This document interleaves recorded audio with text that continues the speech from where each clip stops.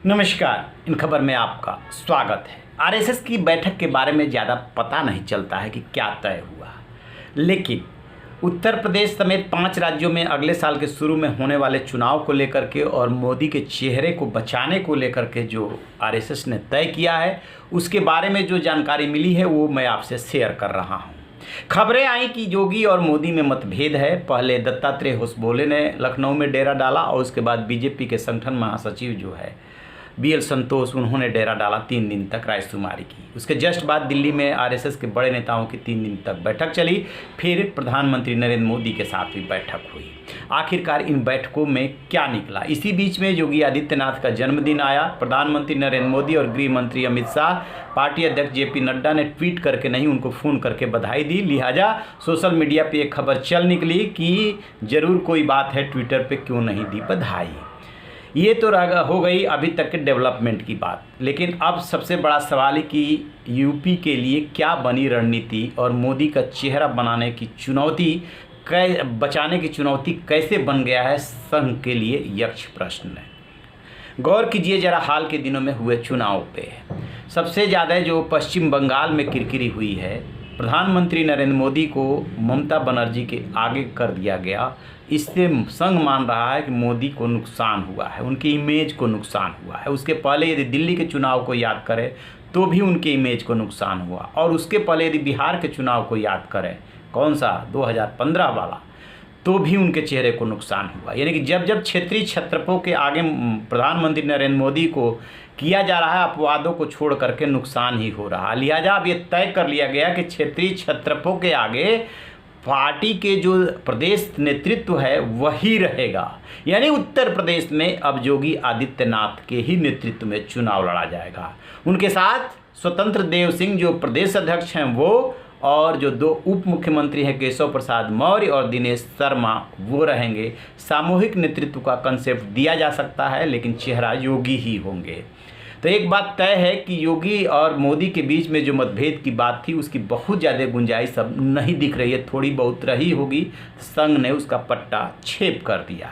अब इस बात को जरा लिंक करते हैं, क्या वास्तव में ये बात सही हो सकती है? आपने देखा होगा कि हाल के दिनों में ट्विटर और फेसबुक पर यूपी बीजेपी का जो बैनर है वो बदल दिया गया। मोदी का फोटो और पार्टी पदाधिकारियों का फोटो हटा करके सीधे योगी, स्वतंत्र देव सिंह, केशव प्रसाद मौर्य और दिनेश शर्मा का कर दिया गया। इसको लेकर के मीडिया में खबरें चल निकली। क्या योगी ने बगावत कर दी है? क्या अब मोदी उनके नेता नहीं रह गए हैं? इसका जवाब 2 दिन बाद ही मिल गया, जब प्रधानमंत्री नरेंद्र मोदी देश को संबोधित करने के लिए आए और फ्री वैक्सीन और फ्री अनाज का ऐलान किया। उसके जस्ट बाद मुख्यमंत्री योगी आदित्यनाथ का प्रधानमंत्री को देखते हुए एक फ़ोटो विशेष रूप से जारी किया गया। मतलब क्या है? मतलब एकदम साफ है कि योगी के नेता मोदी अभी भी है। देखिए किस तरीके से मोदी जी को वो सुन रहे हैं। और फिर चुनाव में कैसे जाना है? चुनाव में कुछ ऐसे जाना है कि योगी का विकल्प नहीं मिला संघ को कि आखिरकार किसको बनाया जाए। यदि प्रधानमंत्री को आगे किया जाता है तो जिस तरीके से पश्चिम बंगाल में मोदी जी को आगे करके मुस्लिमों को एकजुट होने का मौका दे दिया गया, वैसा ही यूपी में भी हो सकता है। समाजवादी पार्टी और कांग्रेस में समझौता होता है तो वो इस बात को आगे बढ़ा करके फ़ायदा ले सकती है। चूँकि योगी का पूर्वी उत्तर प्रदेश में अपनी एक पकड़ है और मुस्लिमों में भी उनकी पकड़ है, क्योंकि मठ से वो मुस्लिमों की समस्याओं का समाधान करते हैं। पश्चिम में आकर के बेशक उनका मुस्लिम विरोधी इमेज बन जाती है, लेकिन पूर्वी उत्तर प्रदेश में ऐसा नहीं है। योगी से कहा गया है कि अपने इमेज पर भी ध्यान दे। इसके अलावा दूसरी रणनीति, मुस्लिमों को भी टिकट दिया जा सकता है, पिछले चुनाव में नहीं दिया गया था। यानी कि जो मुस्लिमों का ध्रुवीकरण हो रहा है मोदी के नाम पे, वो ध्रुवीकरण रोकने की कोशिश है। हालांकि डर तो योगी के साथ भी है कि वो ध्रुवीकरण योगी के साथ भी हो सकता है और उनके सामने हो सकता है। इसीलिए कहा गया है योगी से कि इस पर भी ध्यान दिया जाए और मुस्लिमों को भी टिकट देने की रणनीति बन रही है। अब तीसरी बात, आखिरकार जो 300 का आंकड़ा आप क्रॉस कर गए थे उसको कैसे बरकरार रखेंगे? तो उसके लिए भी रणनीति बनाई गई है कि आधे टिकट बदले जा सकते हैं।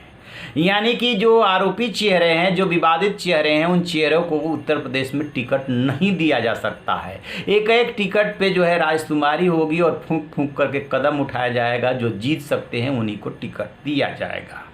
अब ये बात क्लियर हो चुकी है कि मोदी जी चेहरा रहेंगे, लेकिन उस तरीके से क्षेत्रीय छत्रपों के आगे नहीं रहेंगे। योगी जी ही आगे रहेंगे और उन्हें अपने कामों से जवाब देंगे। अब संघ में बदलाव की बात सुनिए। मोहन भागवत नागपुर में ही रहेंगे, लेकिन जो दूसरे नंबर पे थे, जो सरकार्यवाह थे भैया जी जोशी, अब वो जगह दत्तात्रेय होसबोले ने ले ली है।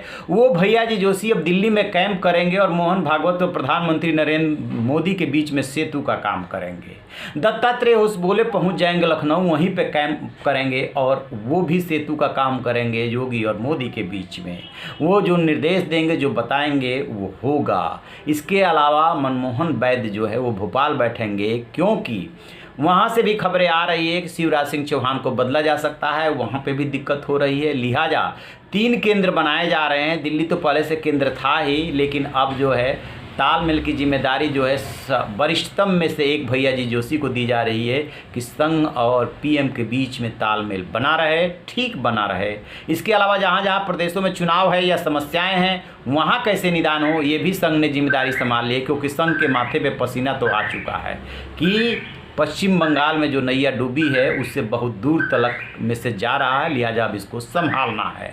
आगे इस पे हमारी नज़र रहेगी, जैसे ही अपडेट मिलेगा आपसे साझा करेंगे। आप रहिए न बेखबर, देखते रहिए इन खबर। Thank you.